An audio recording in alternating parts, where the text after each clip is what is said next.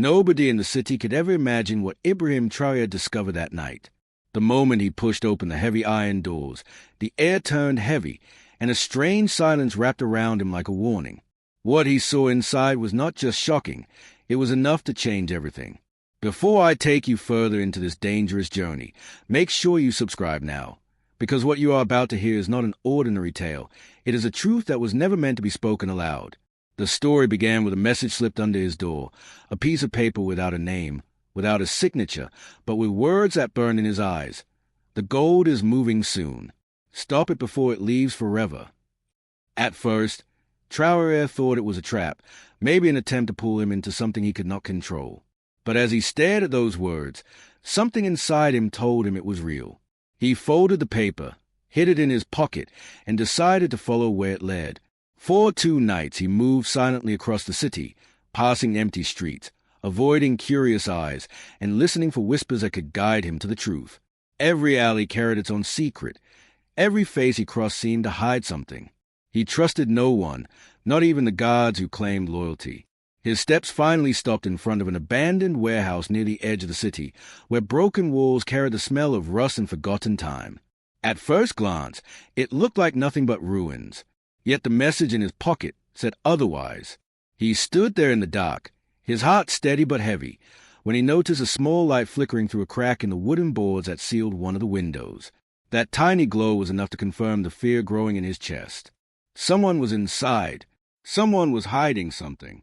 He pressed his hand against the cold metal lock of the gate, and it fell open too easily, almost as if the place was waiting for him. The moment he stepped in, he knew this was no ordinary warehouse. The sound of his boots echoed too sharply, as if the ground itself was hollow. He bent down, pressed his ear against the floor, and the faint hum of machines whispered back at him. Slowly, he traced the sound to a trapdoor hidden beneath broken planks. It took all his strength to pull it open, but when it lifted, the stench of oil and fresh steel hit his nose. He climbed down the ladder, each step heavier than the last. When his feet touched the ground, the darkness parted, and there it was, row after row of gold stacked higher than he could reach, packed in crates marked for shipment. His breath caught in his throat. This was not stolen treasure kept in secret. This was a system, a planned operation, ready to smuggle every ounce beyond the borders. And then, in the silence, he heard a voice echo from the shadows. "You were not supposed to find this, Traoré." The voice struck through the silence like a blade, cold and sharp. Traoré froze, his eyes darting across the shadows, searching for the source. The warehouse was huge, yet the echo carried a weight that felt close, too close. He clenched his fists, steadying his breath, and forced his voice to remain calm. "Show yourself," he demanded, though his chest tightened with the knowledge that he had walked straight into a trap. From behind the tall stacks of crates, a man stepped forward. His suit was clean, his shoes polished, but his smile was stained with arrogance. His presence was not of a simple guard. He carried himself like someone who owned not only the gold but the power that surrounded it. "Curiosity is a dangerous hunger, Traoré," the man said slowly. "And tonight you walked into fire." Traoré studied his face carefully. He had seen men like him before, men who hid behind wealth while others starved. But what caught his attention more than the man's words was a group of shadows moving behind him. Armed men, silent and watchful, stepping into the dim light one after another. Rifles, hard expressions, and eyes filled with a kind of obedience that came only from money. Yet Traoré did not move back. Instead, he looked around, his sharp eyes scanning the room, noticing details that others might miss. The crates were not just stacked randomly. They were marked with codes, symbols of shipping routes, and dates that pointed to international borders. This was not a single heist.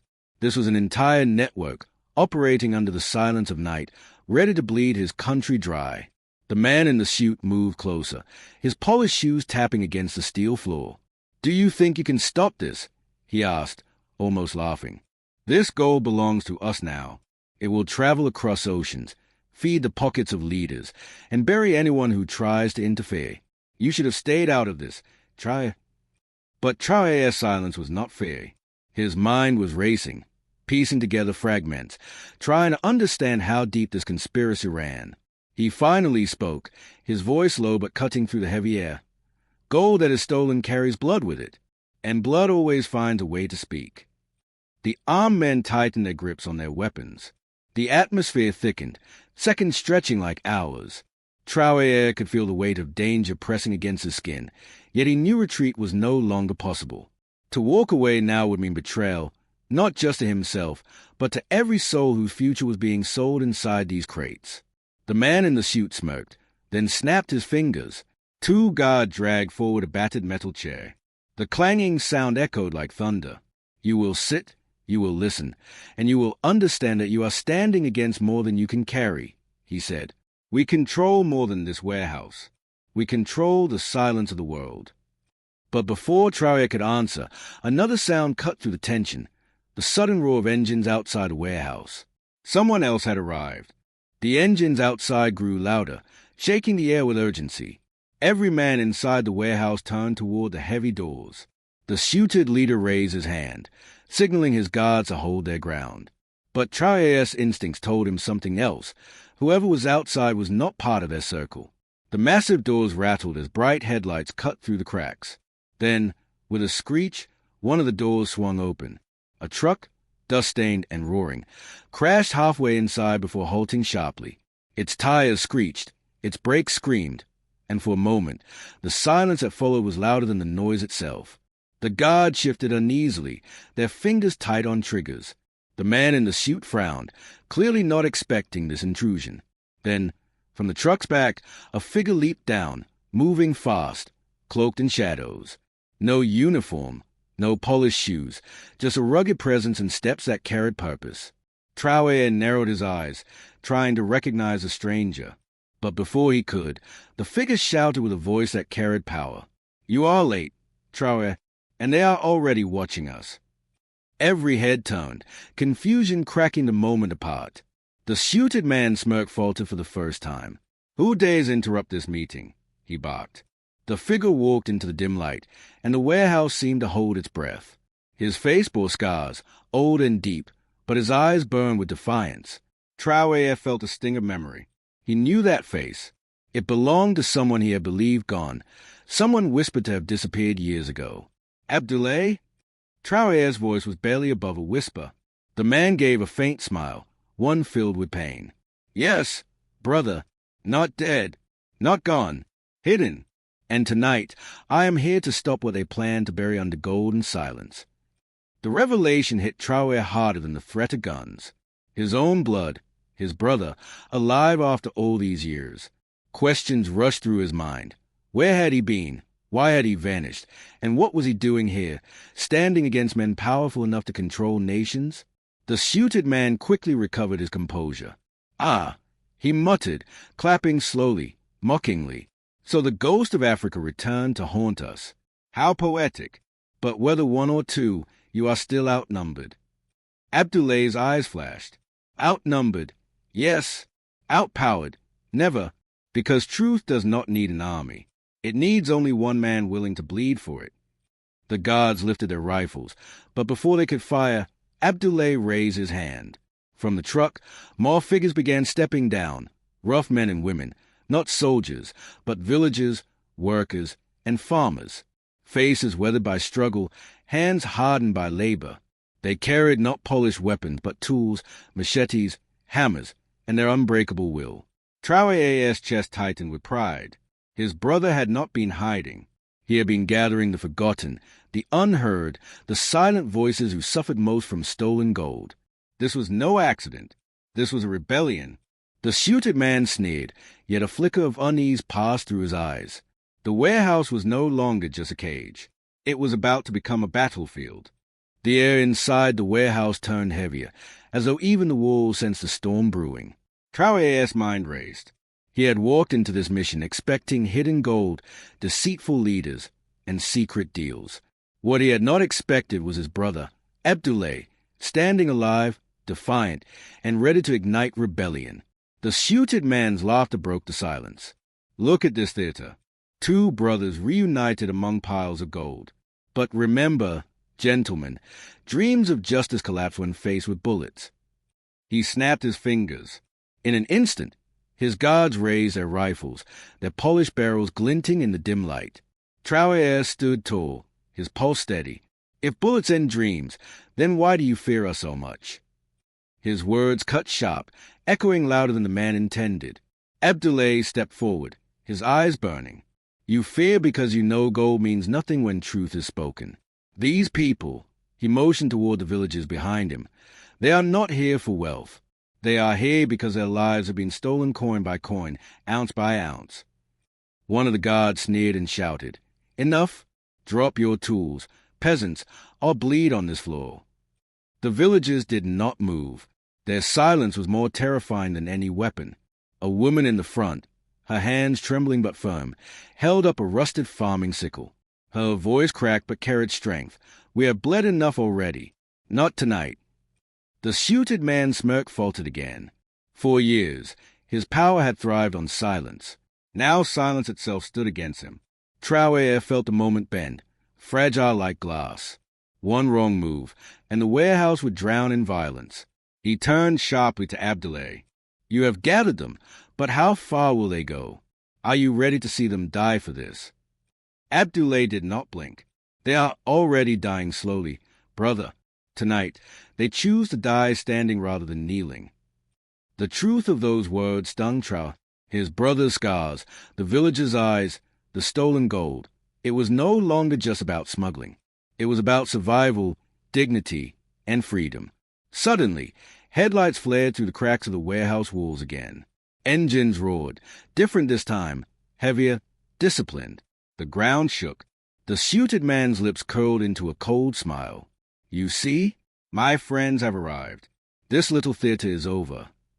A low rumble filled the air as military trucks rolled into view outside. Armed soldiers stepped down in formation, their boots striking in unison, their rifles gleaming under the night sky. Unlike the guards inside, these were trained men, an army prepared to crush rebellion.